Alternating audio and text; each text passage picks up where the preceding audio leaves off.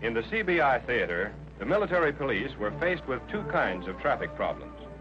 Traffic through a tortuous, unexplored jungle on a road still under construction, which has since been named the Stillwell Road, and street traffic in ancient foreign cities, not yet geared to the high speed of modern war.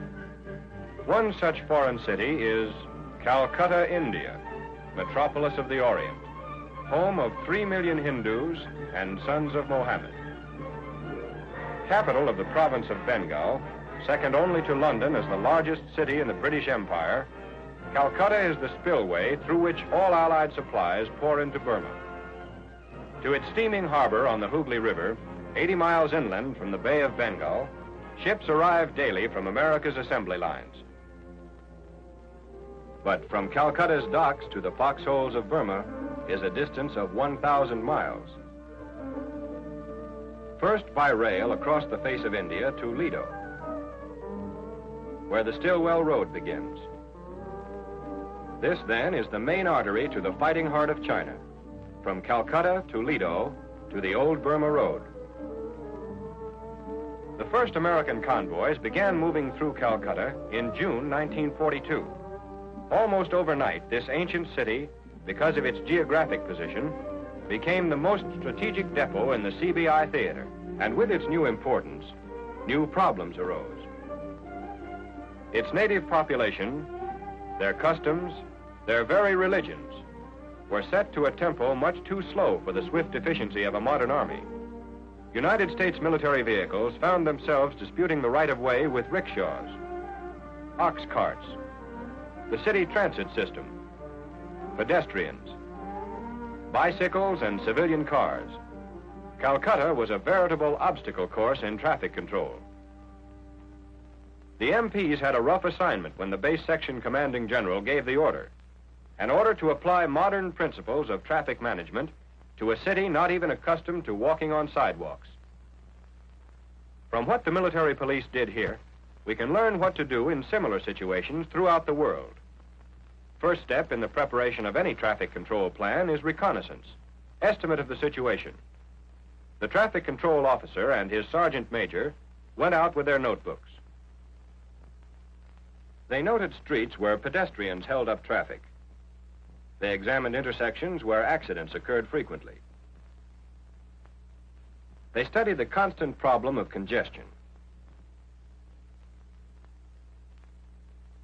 Notes taken on reconnaissance were studied in conferences with MPs of other nationalities in the area and with the local civilian police. There are two ways to approach control problems: provide better traffic facilities or make better use of existing facilities. Calcutta's MPs did both. Calcutta is a big town, about the size of Chicago, USA. They organized a fleet of radio patrol cars. These cars, because of their mobility, could do the work of a regiment of MPs on foot if the drivers could maintain communication. So a central transmitter and receiver station, an SCR 808, was installed in the Provost Marshal's office. Two relay stations were set up in outlying parts of the city, which could communicate with all the jeeps on patrol in the city. Those on the outskirts checked in hourly by phone. Military Police Headquarters was connected to this radio net by a direct telephone wire to the Provost Marshal's office. Thus, the traffic control officer at MP headquarters could instantly get in touch with any patrol car cruising within radio range. When the organization started, the patrol section consisted of 1 officer and 13 enlisted men. There were 6 radio cars, jeeps, conspicuously painted. Each had an SCR 610 in the back seat. Their radio range was the city limits of Calcutta. The patrols were assigned beats throughout the city. A small fleet of radio cars can be as effective as a policeman on every corner. On their street patrols, they worked closely with the MPs from the British Army. The native police were also included in the control system. Cooperation was important. Together, these men formed a team that could legally deal with the drivers of all vehicles in Calcutta. Taking a personal interest in these patrols was the base section commanding general. He had in his car a radio set with which he could contact personally any cruising jeep. Frequently, he came out to get an on-the-spot look at their problems. And their problems were many. The MPs couldn't be everywhere. They were one battalion. The city of Calcutta covers 32 square miles. They depended heavily on traffic signs, which they made themselves from whatever scraps of material they could salvage. They had also discovered how to make their warnings demand attention. Back at the docks, the patrol car system was paying off. As a convoy assembled, the MPs discussed with the convoy commander the route to be taken through the city. When called upon for an escort, one patrol car took the lead. As the convoy got underway, another took its place at the rear. Other cars were stationed at certain danger points until the convoy passed. These assignments varied not only with the convoy's route, but they were also changed daily so that MPs were frequently seen in different sections of the city. This facilitated the movement of traffic and gave the appearance of a greater traffic control force than the actual strength of the MP battalion. When the convoy approached difficult intersections, the lead patrol car pulled ahead and stopped to clear the way. They also set a steady speed. This helped the last vehicle in line from having to speed to keep up. Accordion action. And every MP knows what that can do to a convoy. Radio communication was maintained by the two patrol cars, at the head and at the rear. Each periodically reported to MP headquarters, where the convoy's passage through the city was checked according to the schedule previously arranged. But despite all precautions, accidents occasionally happened. Accidents which by themselves could jam the streets, or as in this case, by the crowds of curious idlers they collected.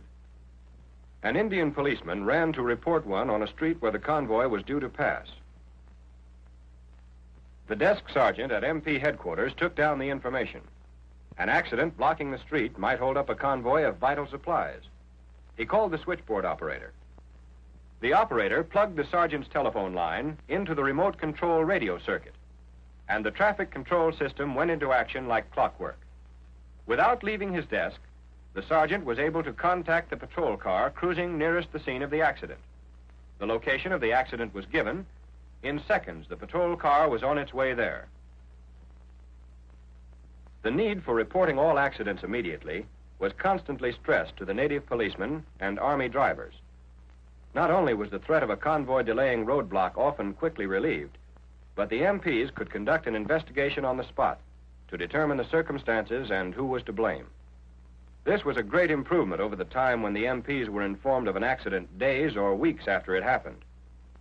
But most accidents were of a minor nature and were disposed of quickly by the MPs with a minimum of misunderstanding and hard feeling.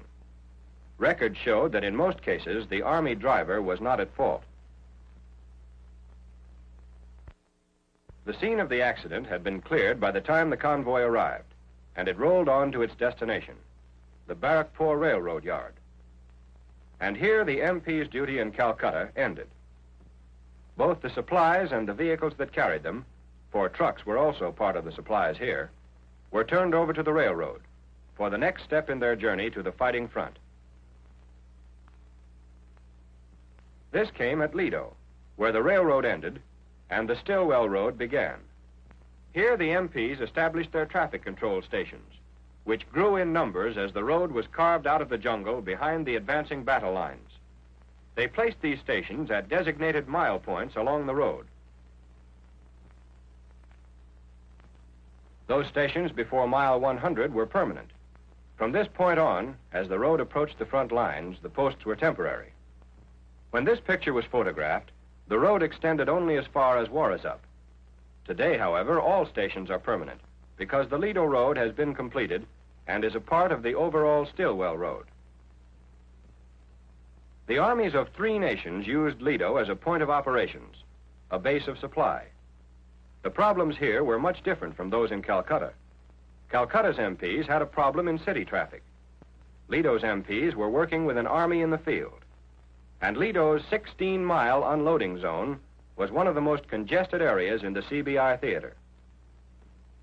Supplies and armored vehicles had to be unloaded from flat cars right onto the main highway, which was already jammed with traffic.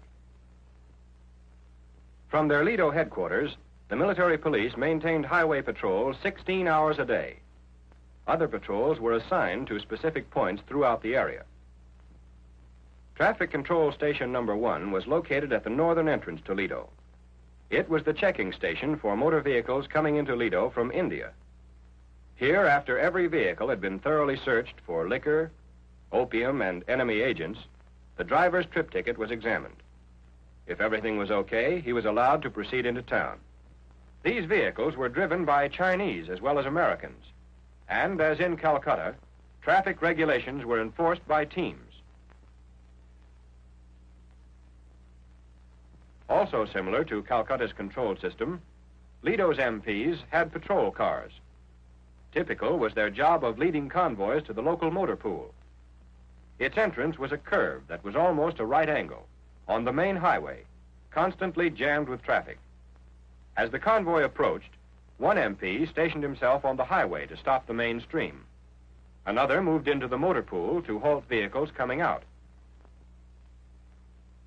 In parts of Lido's combined truck head and rail head, over 8,000 vehicles passed a given point every 24 hours. MPs assigned to take traffic counts determined the hours of peak congestion, when there was an average of one vehicle every 5 seconds. As a result of these traffic counts, MP power was conserved. They were stationed at the points of heaviest flow at the hours they were needed most. One of these points was near the north entrance to the Lido area, where the highway crossed the Dinghing River over the same bridge the railroad used. With trucks and trains using the one right-of-way, strict control was necessary. Phase changes were handled cautiously. Somewhat relieving the congestion here, an MP shuttled part of the traffic, particularly the lighter vehicles, to an engineer-constructed ponton bridge a mile upstream. But the police problem remained the same: one-way traffic. An MP was stationed at the first ponton to enforce the proper distance between trucks. Out on the open road, despite the MP's vigilance, there were violations. Let's go, Joe. Speeding on curves was extremely dangerous anywhere along this road. Drivers caught doing it could expect the fullest through-channels fury of the Provost Marshal. The MPs ordinarily approached the driver from the rear, but in this case they came directly over because they knew him. The MP battalion kept exact records of such offenses by organization, and monthly reports indicated where driver discipline or training was unsatisfactory. Traffic Control Station Number 2 was located 4 miles east of Lido. This was the eastern gate to the Lido area, and here outgoing vehicles received another check. On the other side of this barrier line, the Stillwell Road entered open country and became the damnedest highway in the world. Over the Naga Hills, through the Hukwang jungle, through the tropic heat and the monsoon's mud, to the Japs. It was 200 miles to Warisop. The engineers built the road. The MPs kept its traffic under control. Traffic moved quickly from the foothills near Lido into the Naga Hills.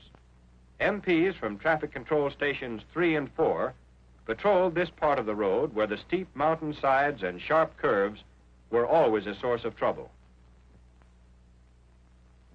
The India-Burma boundary and the crest of the Naga Hills were crossed at Pangsaw Pass at an elevation of over 4,000 feet. But drivers' trip tickets were not checked at the traffic control stations here. They were merely bases for the patrol cars. Down in the jungle, all vehicles were halted at Traffic Control Station Number 5, where the natives from the neighboring village of Loglai occasionally came to pass the time of day. The MPs here recorded the number of vehicles passing through each month.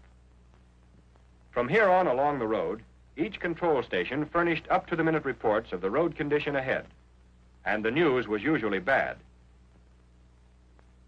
Along the steep drainage slopes of Burma, there were many places where rains regularly reduced the road to one-way traffic.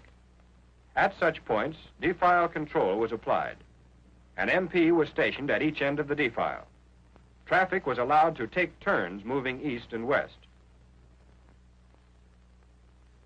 Moving east, halfway to the front, traffic was more restricted. Number 8 was the last permanent control station.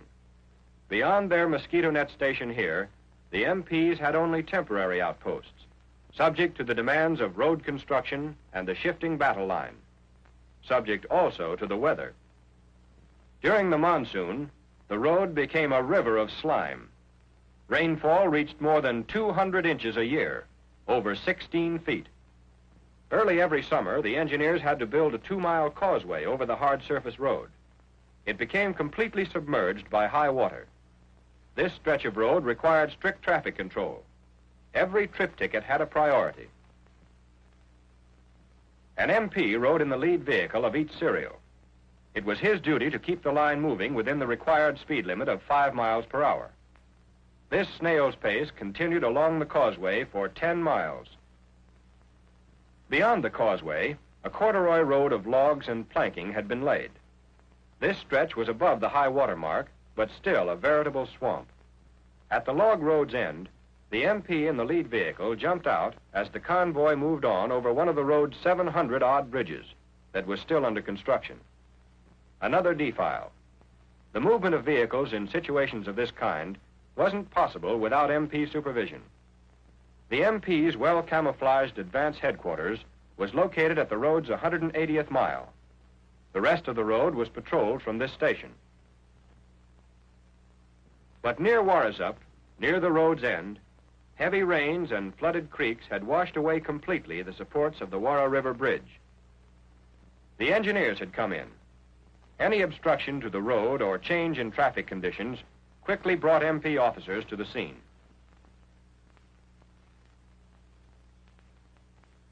Was there the possibility of a detour? Could a one-lane bridge section be thrown up quickly? Should convoys on the way be halted far back up the road to avoid congestion here? These questions had to be answered. They had to be answered with a plan. Planning. That was the solution to traffic control problems. Planning. In the ancient streets of Calcutta and in the map-cluttered conference rooms. Planning moved a mountain of supplies through the city. And on the Stillwell Road, planning kept an endless conveyor belt speeding to the battlefront. The Stillwell Road was completed January 2nd, 1945, and the first convoy traveled from India to China. It was a great moment. For China and the Allies, it was a major victory.